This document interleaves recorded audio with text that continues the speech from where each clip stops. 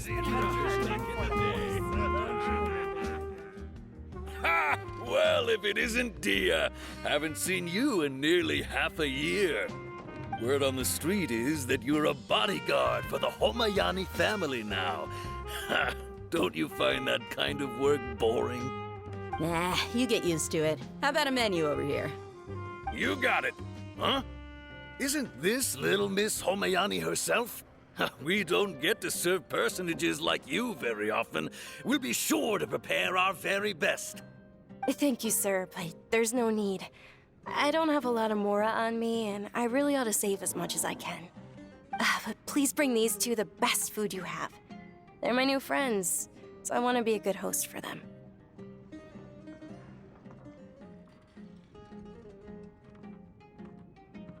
Wait, we're paying for ourselves now?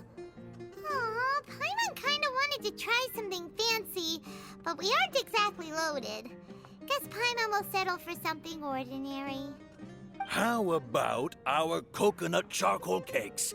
They're our signature snack, and they run cheap. Look, other customers over there are eating some now.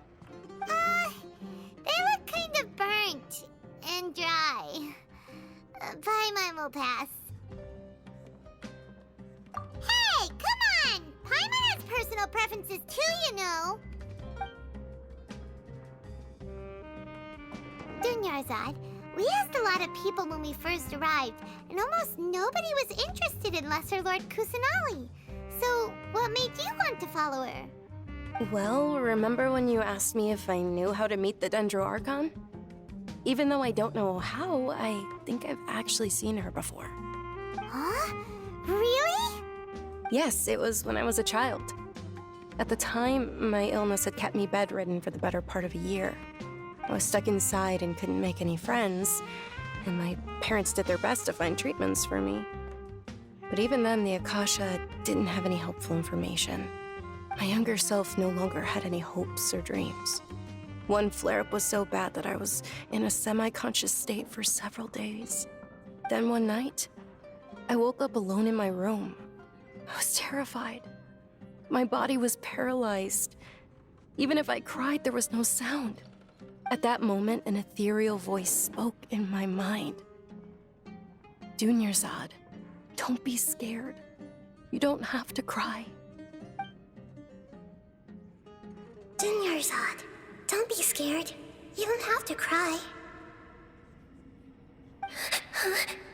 Who are you? How do you know my name?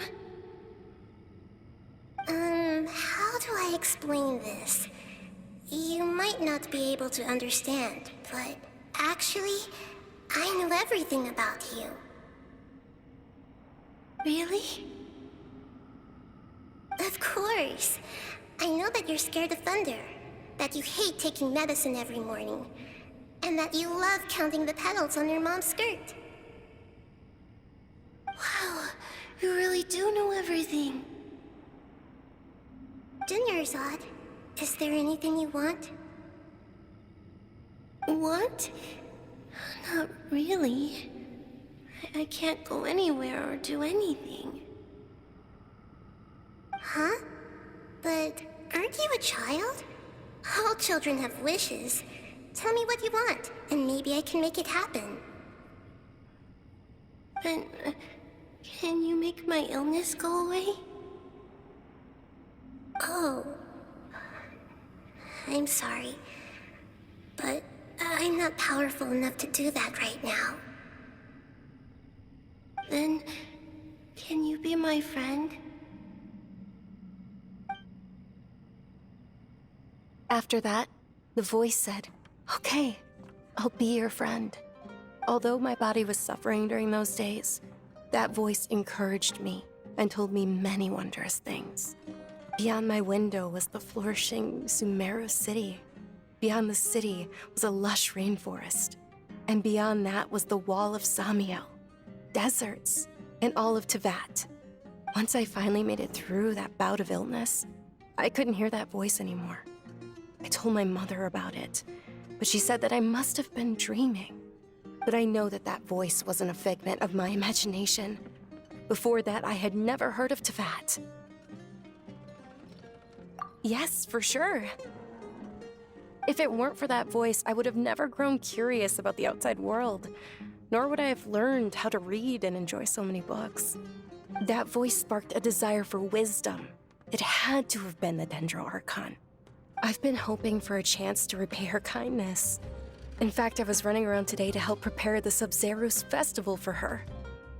What's the Sub-Zerus festival? It's Lesser Lord Kusanali's birthday, which was the day that she was found by the sages. It's actually an old holiday that originally celebrated Greater Lord Rukkhadevata's birthday. When she passed away, the holiday eventually became a celebration of the Lesser Lord's birthday. I heard everyone was overjoyed when they welcomed her back to Sumeru. In those days, the festival was a huge deal.